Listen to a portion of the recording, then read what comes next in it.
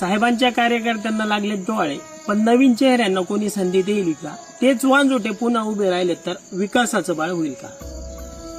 सन 1962 या राज्याचे मुख्यमंत्री होते यशवंतराव चव्हाण. यशवंतराव चव्हाण मुख्यमंत्री असताना या राज्यामध्ये त्रिस्तरीय संरचना लागू करण्यात आली, जी ग्रामीण भागासाठी आणि शहरी भागासाठी वेगवेगळी होती.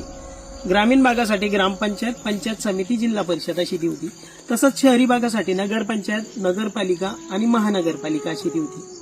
नुकतंच 2 दिवसापूर्वी संपूर्ण महाराष्ट्रभरामध्ये पंचायत समिती गण आणि जिल्हा परिषद गटासाठी आरक्षण सोडत जाहीर झाली. बऱ्याचशा ठिकाणी हेरफेर दिसून आला.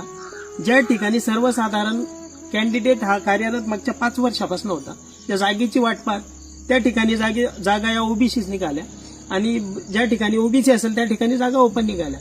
तर बरीचशी नाराजगी आणि बऱ्याचशा ठिकाणी जुनेच उमेदवार त्या ठिकाणी असणारे आरक्षण सोडत म्हणून.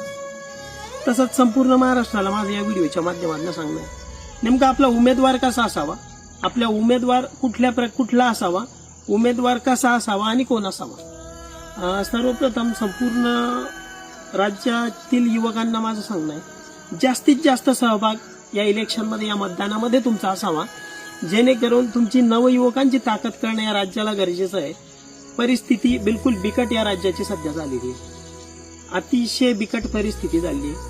शेतकऱ्यांची परिस्थिती सध्या हलाखीची झाली असताना कुणीही शेतकऱ्यांच्या मदतीला आलेलं नाही. बरीचशी जुनी मंडळी राज्यामध्ये, तालुक्यामध्ये, गाव पातळीवर कार्यरत आहे, पण सर्वात कमी ओघ या ठिकाणी नवयुवकांचा आहे. तर नवयुवकांनी नक्कीच या मतदानामध्ये, या इलेक्शन प्रणालीमध्ये नक्कीच कार्यरत व्हायला पाहिजे. आणि ही ती वेळ आहे, जो आताचा तुमचा उमेदवार निवडला जाणार आहे, तो तुमचा फक्त उमेदवार नाहीये, तुमचं 5 वर्षाचं भविष्य आहे.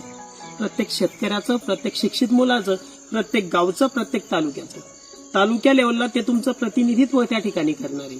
हे प्रतिनिधित्व करत असताना उमेदवारही आपण तसाच निवडायला पाहिजे, अतिशय कार्यक्षम तो उमेदवार पाहिजे. जर उमेदवार नावडीचा त्या ठिकाणी एखाद्या पक्षाच्या नावावर उभा राहत असेल तर त्याला त्याची जागाही दाखवून आपल्याला देता आली पाहिजे. तसंच सर्व नवयुवकांना विनंती आहे, नक्कीच या इलेक्शनमध्ये सामील व्हा, तुमचा जोर दाखवा.